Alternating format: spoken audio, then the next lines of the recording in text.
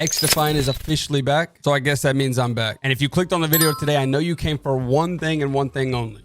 The sauce. And that's exactly what I'm serving. Now today I'm gonna go through all my settings from top to bottom, the smoothest movement settings for Xdefiant. Now if you're new here, welcome. But if you've been here, you know how I move. Like even if you are new here, you've probably still seen one of my movement clips on your feed. But more specifically tonight, I posted this clip showing that you can take your movement from a square fill to a circle fill, and it makes it way smoother. I had multiple people asking me how. So yeah, I'm gonna show you. Anyways, before I jump into these settings, do me a favor today, drop a like and subscribe, man. Shout out Noti Gang, shout out Smoochie Gang. If you haven't already, join the family.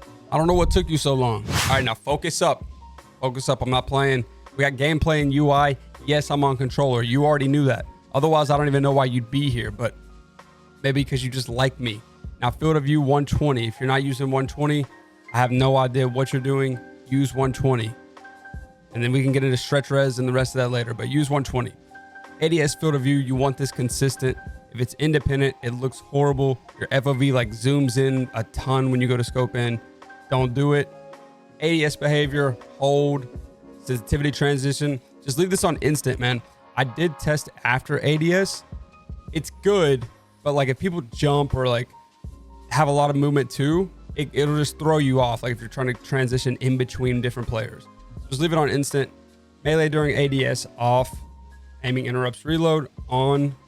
Crouch behavior toggle. Hold actually might not be too bad, but I'm just gonna leave toggle.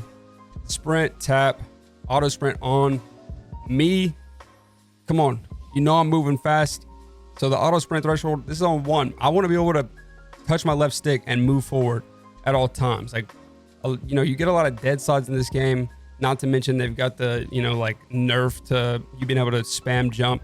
So at the same time, I just want to be able to move immediately. So sprint interrupt reload off, side behavior, tap, auto reload weapon on, auto switch weapon on, auto grab ledge off, walk behavior, hold, scoreboard behavior, hold.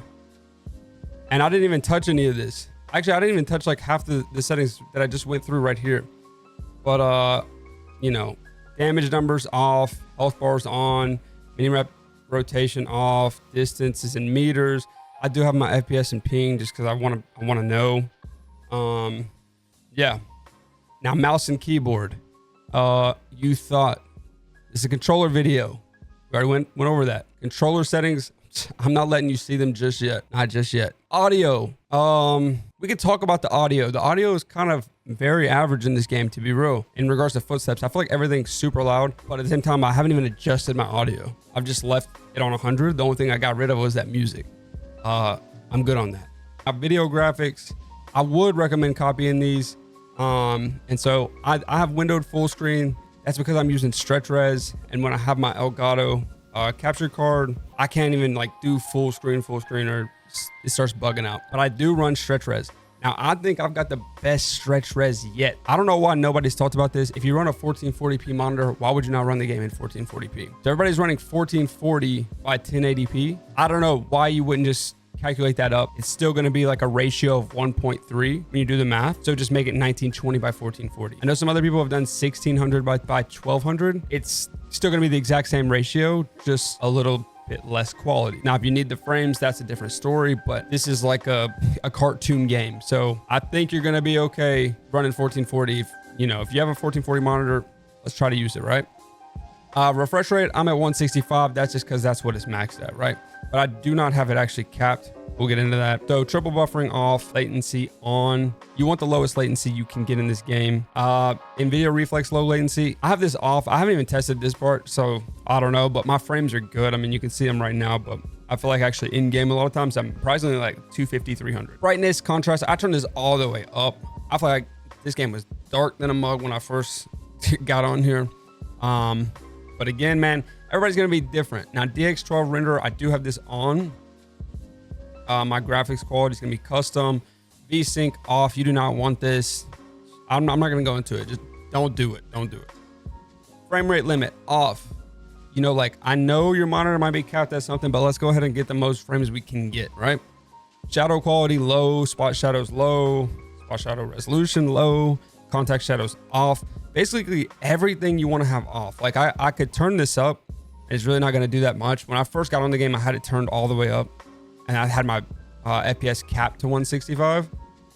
Well, actually, it just did that for me. I didn't do that. But essentially, I stayed at 165. Like, I literally did not even move below it. So I know I was still getting above that with everything on Ultra, but you don't really need it. So the main things you're going to need, sharpening is going to be up to you, but you do want to turn particle detail all the way up. I recommend that. Everything else can be low. I mean, are you really caring about the vegetation? I don't know. Maybe you are. If you're getting like cinematics, maybe. Ambient occlusion, I do have this high. I don't even know like if I should do this, but at the same time, from what I read right here, it says the quality of like the shadows in a sense. So I don't know. I felt like it did kind of make a difference. Now, object detail, that's aside from the particle detail, the object detail is going to be the next best thing. Because this is where you're going to see that 100% resolution actually show up.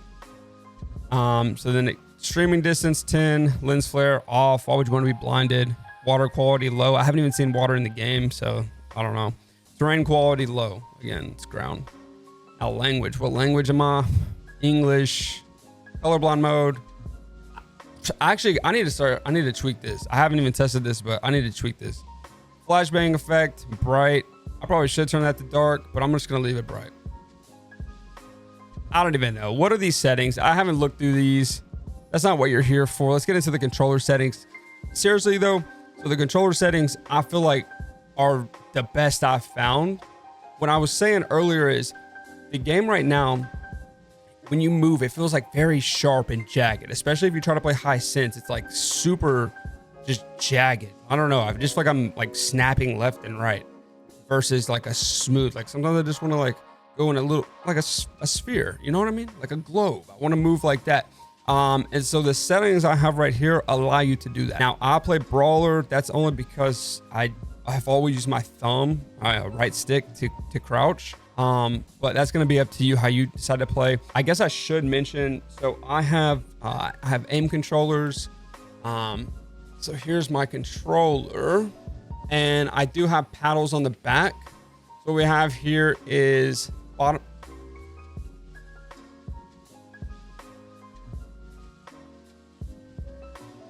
All right, we're going to act like my webcam didn't just snap off, but, so I do use aim controllers, as you can see. This is a PS5 controller, and then I have paddles on the back. So my bottom left is going to be my jump. Bottom right is actually how I'll slide. Sometimes I'll find myself crouching still with the right stick. I literally cannot put this to default where I could like melee with this because I don't know. I guess I get like way aggressive with my controller. And then I have the top left as triangle so that I can actually swap weapons. And that's kind of like something I want to get it more into in the movement guide, but swap to your pistol occasionally. Like when you swap to your pistol, you really can move. And that's what you'll see me do in some of the gameplays. But yeah, so I use aim controllers. Look at this one. Look at this beauty. All right, I'm kind of going off topic. I said let's get back into it. I actually lied. I am partnered with aim controllers, so be sure to use code SALVA. aimcontrollers.com, code SALVA. All right, you got me? Thanks. Now, anyways, back to it. I'm really about to put you on. Trust me. And you've been patient. It's worth it. So we got default for the stick layout. Aim assist is going to be on standard. I don't know why you would disable it. You ain't got it like that. Let's be real. Standard. But you do have it like this. Look at this right here. Aim assist follow. Adjust how much the aim assist compensates for your own movement relative to the target. A lower value means weaker aim assist. Of course. What this essentially means is when you're moving, the aim assist is going to adjust again and compensate for your movement. And that's where you'll start to see those like really jagged, rigidity movements happen. Even when you're like, I swear when you're not ADS, this still happens. And maybe it's like placebo in my head, but it's happening. And when I put this to -10, essentially turning it off, that's when I started to see the movement get a lot smoother. And then the next setting is where I saw it get completely smooth. And that's with linear. So linear is where the aim rate speed is going to be tied directly to the stick movement. AKA what your thumbs do is going to actually happen in real time versus you being on this like exponential graph or whatever graph they've made for that reverse S-curve. I know a lot of people think that's like the dynamic in Call of Duty, but it's not. So just use linear. Trust me. I don't know why no one's using linear, but I found it to be the most smooth, and my aim is still unreal. So just use linear. So horizontal sensitivity 100, vertical sensitivity 100. Again, if you've come from Call of Duty, the sensitivity in this game is like 50%. So if you were really high sense in COD, 100% is not even going to do it for you, and you're going to need this next setting to actually still increase your sensitivity and get there. So ADS sensitivity multiplier, I run 0.7 on both of these. I occasionally will put my high zoom a little bit higher just in case I'm sniping, but I haven't even sniped in this game yet. So all right, great. Shout out the technical difficulties. Now for my dead zone left stick, I've got it on 2. My right stick, I have it on 7. You don't even want to know why I have it on that. I mean, number one, when I had it on 0, it felt great, but I also felt like I could use a little bit more stickiness on my aim. And then the other reason why I chose those numbers is because my OCD wanted them to match, and the 7 matches my 0.7 for the ADS sensitivity multiplier. Don't ask, but it works for me. Find the dead zone that works for your controller. See if you actually have stick drift. Again, I'm using aim controllers and I have Hall sticks.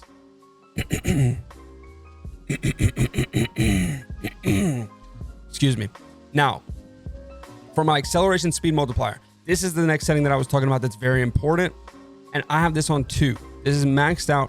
This is how I'm able to make those very fast turns, very fast 360s, spins, all of that, and really redirect my movement.